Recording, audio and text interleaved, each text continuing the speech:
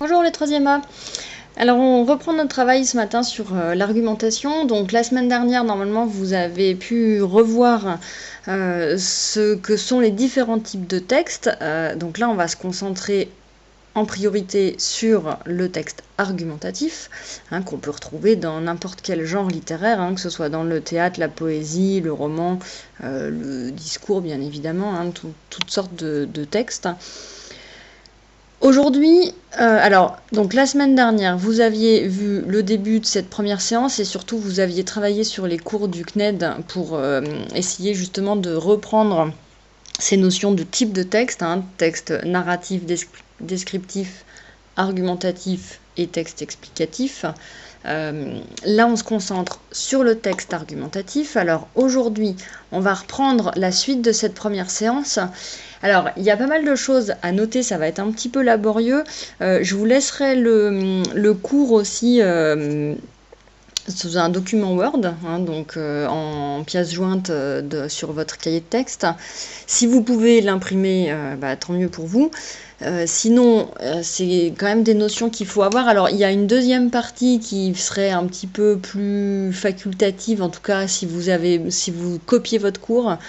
C'est important à écouter, mais en revanche, c'est des choses dont vous aurez sans doute besoin l'année prochaine. Donc, ce serait quand même bien de suivre ça sérieusement et essayer de récupérer au moins le document que je vais vous mettre en pièce jointe. Là, je vous dis que ça va être un petit peu laborieux parce que j'ai pas mal d'explications à vous donner, mais je peux pas tellement avancer si je fais pas ça en premier. On retravaillera ces notions-là après sur des textes de différentes sortes, et là, pour le coup, ce sera beaucoup plus vivant, mais j'ai besoin quand même de resituer certaines choses pour qu'on parle bien tous de la même chose. Donc, alors je reprends juste ça. Ok. Le discours argumentatif comporte des caractéristiques essentielles et traduit une volonté de convaincre de la part de l'énonciateur. On est bien d'accord que ce qui va permettre d'identifier le type de texte argumentatif, c'est l'intention du locuteur, donc énonciateur, ou auteur si on est sur un texte à l'écrit. À partir du moment où il a une volonté de convaincre, ça va être du texte argumentatif. Et ça peut être de toutes sortes, ça peut, quand on vous demande d'approfondir une réponse en la justifiant et en donnant votre point de vue là-dessus, c'est du texte argumentatif aussi. Pour ça, pour bien comprendre l'intention du locuteur, il va forcément falloir faire un travail sur l'énonciation. Énonciateur, celui qui s'exprime, la situation d'énonciation. Alors je vous avais déjà dit que quel que soit le type de texte, c'était indispensable. Quand on commence une étude, c'est indispensable d'identifier la situation d'énonciation. Vous savez, les mêmes questions, c'est qui parle, à qui, de quoi, où et quand.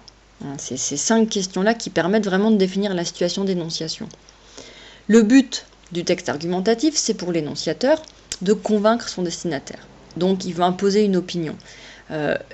On va être dans souvent quelque chose qui va s'apparenter au débat, mais il peut y avoir une seule voix.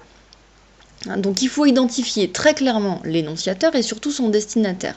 Parce que selon l'identité du destinataire, le lien qu'il y a entre le locuteur et le destinataire, la nature de leur relation, ça va forcément influencer le discours argumentatif. Je prends des exemples tout simples, mais si vous essayez de convaincre un employeur que vous êtes la personne idéale pour le travail qu'il propose, si vous essayez de convaincre la principale de votre établissement qu'elle peut vous faire confiance et que vous voulez organiser un événement particulier, si vous voulez convaincre vos parents de vous laisser faire quelque chose en particulier, vous n'allez pas avoir la même stratégie.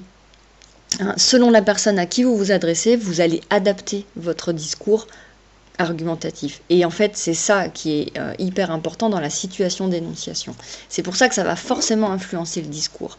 Donc, il faut aussi anticiper la contre-argumentation, c'est-à-dire tout ce qu'on peut vous opposer comme argument. Et donc, chercher à toucher le destinataire, à l'émouvoir, à provoquer une réaction pour le convaincre, une réaction quelle qu'elle soit. Et selon le rapport qu'on a avec la personne qu'on cherche à convaincre, on ne va pas du tout s'y prendre de la même façon. Donc, hyper important de bien identifier la situation d'énonciation. Donc, je rappelle, si vous n'avez pas moyen d'imprimer le cours que je suis en train de vous expliquer, vous mettez pause, vous notez ça petit à petit. Sinon, je mets tout ça en pièces jointes dans votre cahier de texte.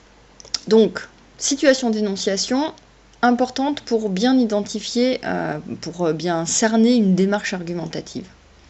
Ensuite, l'organisation du discours argumentatif. Il va toujours avoir la même structure. C'est la même organisation systématiquement. Il y a un thème, un sujet dont on parle, donc que ce soit je parle du texte, mais que ce soit un discours ou un extrait de roman ou de théâtre, c'est exactement la même chose. Ou une rédaction, un sujet de réflexion que vous allez écrire, c'est pareil. Il y a un sujet dont on parle, c'est le thème, ce qu'on appelle le thème. Ensuite, il y a ce qu'on appelle la thèse. C'est l'opinion. C'est le point de vue du locuteur, donc celui qui s'exprime, sur le sujet dont il parle. S'il y a un dialogue ou un débat argumentatif, il y aura forcément deux thèses opposées. Parce que si on est dans un débat, c'est qu'on n'a pas le même point de vue. Donc il y a une thèse défendue par une personne, et il va y avoir une antithèse, c'est-à-dire le point de vue opposé. On dit que le destinataire réfute la thèse du locuteur, c'est-à-dire qu'il s'y oppose et qu'il va chercher des arguments contre cette opinion-là. Dans un texte argumentatif, il y a donc toujours un thème, une thèse, donc une opinion, un point de vue exprimé sur ce thème.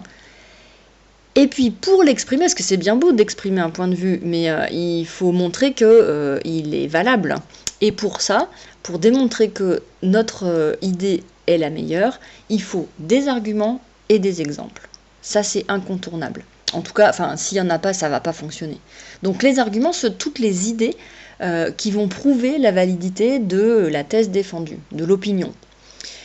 Et c'est ces arguments qui doivent convaincre le destinataire. Si les arguments sont mauvais, le texte argumentatif ne va pas fonctionner. Dans un discours, si vous n'avez pas d'arguments on dit étayer, c'est-à-dire pour soutenir votre thèse, elle ne va pas tenir. Je reprenais les exemples que je vous donnais tout à l'heure. Si vous essayez de convaincre quelqu'un de quelque chose, que ce soit un patron de vous embaucher, la principale du collège de vous laisser organiser un événement, ou vos parents de vous laisser sortir, il va falloir des arguments. Parce qu'il ne va pas suffire de demander. Il va falloir justement montrer que ce que vous proposez est intéressant. Et pour ça, il faut des idées qui vont prouver la validité de ce que vous avancez. Exactement comme dans une réponse argumentée, on vous demande justement d'expliquer pourquoi vous répondez de cette façon-là. Et puis, pour soutenir les arguments, il va falloir des exemples. C'est des faits concrets qui servent à illustrer les idées des arguments. Ça permet de mieux les comprendre. Et c'est par exemple exactement ce que j'ai fait tout à l'heure en vous donnant des exemples, c'est-à-dire que ça facilite la compréhension et la visualisation d'une idée. Parce qu'une idée, un argument, par définition, c'est abstrait, et en général, ça va être bien mieux compris et donc plus facilement intégré s'il y a des bons exemples qui illustrent et qui sont expliqués. Donc la structure du texte argumentatif, c'est toujours la même. Il y a un thème, une thèse, c'est l'idée qui est défendue, l'opinion, des arguments, tout ce qui va permettre justement de soutenir cette thèse, et les arguments, eux, sont illustrés par des exemples. Voilà, je pense que c'est relativement clair. Donc je vais passer à la stratégie argumentative. Séance 2. Je vous disais, selon la personne à qui vous vous adressez, vous n'allez pas forcément vous y prendre de la même façon.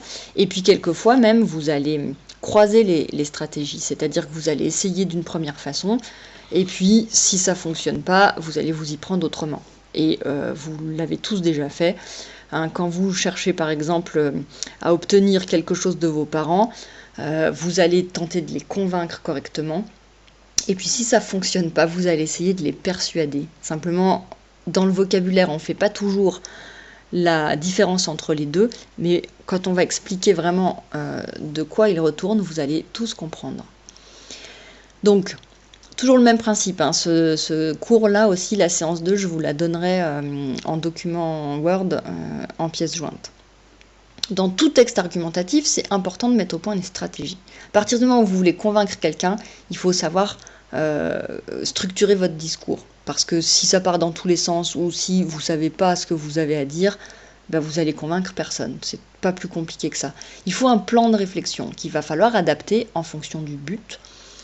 Convaincre son interlocuteur ou réfuter une thèse, parce que le texte argumentatif, c'est aussi quand on s'oppose, quand on veut démontrer qu'une idée n'est pas bonne, en fonction du but et de l'interlocuteur, ce que je viens de vous dire. En argumentation, en fait, on distingue 3 stratégies différentes. Différentes, mais pas incompatibles. Démontrer, convaincre et persuader. Dans le détail du vocabulaire, on ne fait pas toujours la différence entre tout ça, mais c'est pas la même chose. Démontrer, c'est établir une vérité, c'est prouver la validité d'une théorie par un raisonnement construit, indiscutable. C'est par exemple ce qui est fait en mathématiques. La démonstration, une fois qu'elle est faite, elle est forcément admise par tout le monde de façon définitive, si elle est bien faite. Démontrer quelque chose, une fois que c'est démontré, on n'a pas besoin d'y revenir normalement. Et c'est d'ailleurs pour ça que, en mathématiques par exemple, quand vous démontrez un théorème, normalement vous le faites une fois et après il suffit de citer ce théorème sans le démontrer à nouveau. Parce que, ce que je vous dis, une fois que la démonstration est bien faite, elle est valable et elle est acquise. Ça, c'est pas si fréquent que ça en argumentation. En fait, dans l'argumentation courante, on va dire, c'est rare qu'on puisse, qu'il suffise de démontrer quelque chose pour que ce soit accepté par tout le monde. Bien souvent, il va falloir convaincre et persuader. Convaincre et persuader, ça a toujours le même but, mais simplement c'est la façon d'y arriver qui va être différente. Il s'agit toujours de faire admettre une idée, de convaincre, alors convaincre on l'utilise de façon plus générale, mais de rallier quelqu'un à son point de vue. Mais pour convaincre, on va jouer sur un raisonnement logique, vraiment sur les idées, c'est-à-dire que on va développer un raisonnement construit et logique, on fait appel à la raison en développant des arguments qui se situent dans le domaine des idées. En revanche, pour persuader, on va aller chercher ce qu'on appelle des arguments affectifs, c'est-à-dire qu'on va faire appel à tout ce qu'on peut utiliser pour réussir à obtenir ce qu'on veut. Et donc, là, vous commencez peut-être à vous y projeter un petit peu mieux. Je vous disais, vous essayez de convaincre vos parents de vous laisser sortir. Vous allez commencer en leur disant que vous êtes quelqu'un de raisonnable, qui peuvent avoir confiance en vous, que vous avez déjà prouvé que vous étiez digne de confiance. Vous donnez des exemples. Vous allez aussi dire que vous avez fait tous les devoirs que vous aviez à faire, etc. On est sur le domaine des idées. Si ça ne fonctionne pas, vous allez faire appel aux arguments affectifs, c'est-à-dire les sentiments. On va jouer sur la confiance, sur l'image de soi, sur le charme. On peut même parler de séduction, dans certains cas, au sens large. On va travailler son discours en mettant des figures de style, en adaptant le langage, etc. C'est-à-dire que là, c'est tout ce qui va enrober en quelque sorte les idées. Donc très très très souvent, convaincre et persuader, c'est complémentaire. Donc on fait appel aux sentiments, à l'image de soi, au charme, et puis on va compter beaucoup aussi sur la capacité qu'on a à bien présenter les choses. Et pour ça, on travaille le discours, les figures de style, langage, etc. Et bien évidemment, pour persuader, on va prendre en compte les particularités de son interlocuteur. Et ces particularités, on va les utiliser. C'est vraiment de la stratégie, complètement. Donc, je pense avoir été assez clair. Tout ça, en général, c'est complémentaire.